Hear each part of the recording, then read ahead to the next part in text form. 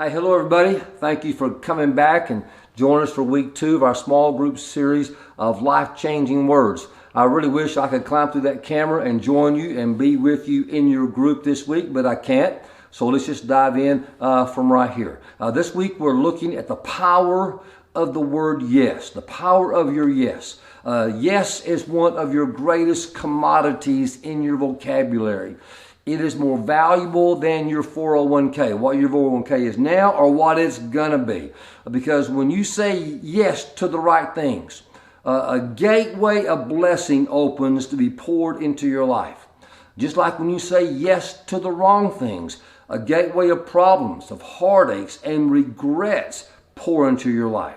They have nothing to do with what he did or what she did, or what they said or what they didn't say, but solely because of the yes. And you get to choose whether, how, where, and to what you're going to use that valuable word yes. And as you speak and use that word yes, like no, God is building along with us our life. Now, the very first big yes, we talked about this last weekend, that you and I have is our yes to God. Yes, Lord, I give myself to you even as I claim you as my own. And when we say yes to God, we're saying no to all the other little gods.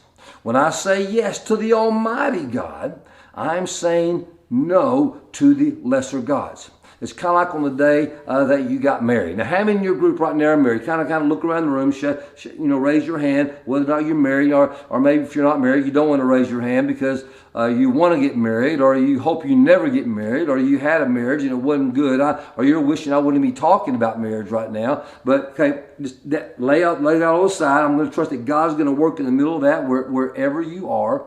But we all know that in a wedding, you've been to it or you were in it, there is a wedding moment. A wedding moment. And before that wedding moment, there are all the showers, there are all the dress shopping, there are all the bridal parties, there's the planning of the reception, there's the rehearsal dinner. They all come before that moment. And sometimes all these other things overshadow the moment. You know the moment I'm talking about. And the moment is when two human beings stand before an almighty God and they simply say two words to each other before God. Two words that really can be summed up in one word, and the two words are I do, or in other words, yes.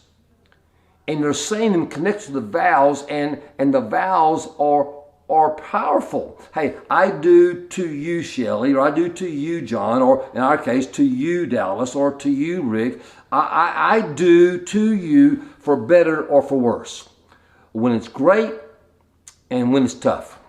When we got big wins and we have big losses. I say I do to you. I say yes. And we're not saying yes, we're not saying I do to a plan. Before a couple gets married, right there in the ceremony, the pastor doesn't stop and say, hey, listen, I want to let you know what's going to happen over the course of the next 30 to 40 years of your life. He kind of sits down there and goes through it. Hey, Rick, I want you to know, or Dallas, in 4 years, Rick's not going to like this job, and y'all are going to wind up moving to Odessa, and you'll be there for a few years, and then you're going to leave all your friends there and come to a town where you know no one, and then a small little town called Burleson, Texas, which you don't know a soul, lose all your friends behind you, and Rick, there's going to come a time in 10 years where Dallas is going to think this, she's going to do that, and the question I have for both of you, with all this knowledge, are you good with all of that? We don't say I do to the details. We say I do to the person. This is my person. For better or worse, I say yes, I say I do to this person. In thick or thin, whether it's good or bad, I say yes. For richer or for poor, I say I do. I say yes. Now, some of you right now, you know about that. When you got married, for one of you, it was richer. For the other one, it was poor. You kind of came from different backgrounds, different lives, and then you came together. I don't mind telling you, for Dallas and I, for both of us, when we got married, because the decisions her parents made about her, for her life when she chose to get married, and for me, just my lifestyle, my family, it was poor. P-O-O-O-O-O-O-O-O-O-O-O-O-O-O-O-R. I mean, we were poor. Anybody like me when they're married can identify a time in your marriage where you were poor? I mean, we were poor. So poor, we would have tuna fish sometimes for breakfast, for lunch, and for supper. I can tell you 1,000 and different ways to cook tuna fish, and we bought it on volume, on sale as often as we could. Now, I did not say I do to being poor. Neither did I say I do to being rich. I said I do, yes, whether we are rich or whether we are poor, in sickness and in health. Dallas, I say to you, I do. Whether you're sick or whether you're healthy, I'm in, all the way. I don't know the plan. I don't know if you're going to be healthy. I don't know if you're going to be sick. I don't know the circumstances. I don't know the challenges. I don't know what's the future's going to bring. I don't know about our joys, what our losses are going to be. But I say to you right now, in this moment, I do yes to you. And that's what happens in that moment, that holy moment before our Almighty God, when we go, I do to you, God. I say yes, God. In sickness and in health, for better or for worse, for richer or poor, I say I do, God. I say yes. I say yes to you, the Almighty God, and I'm not going to bail on you.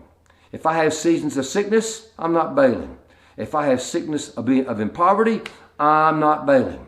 If there are times where things are hard, God, I trust you. I believe in you. I love you. Yes, yes, yes, I do, I do, I do. See, you and I say yes to the personhood of God, not to the details of the plan of my life. If you say yes to God based on the details or based on what you think or hope is the plan for your life, your relationship with God is going to be up and down, up and down, up and down.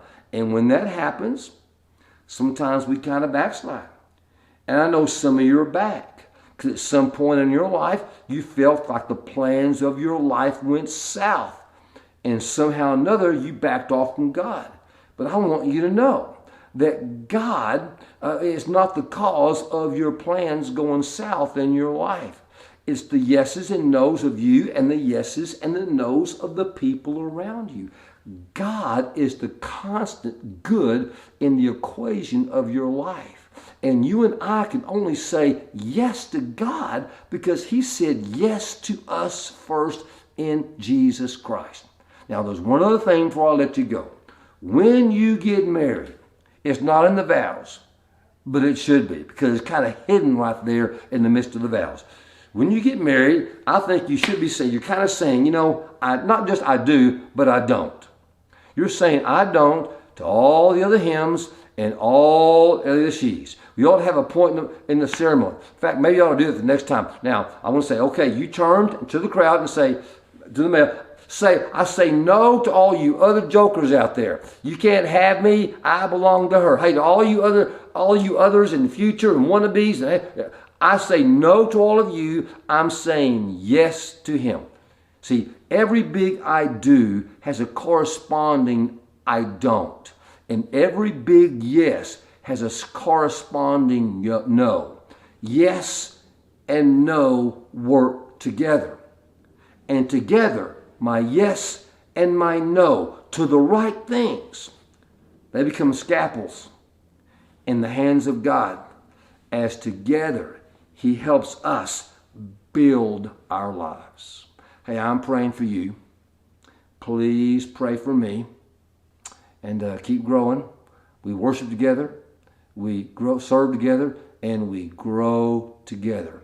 See you in worship this weekend for word number 3. Bye.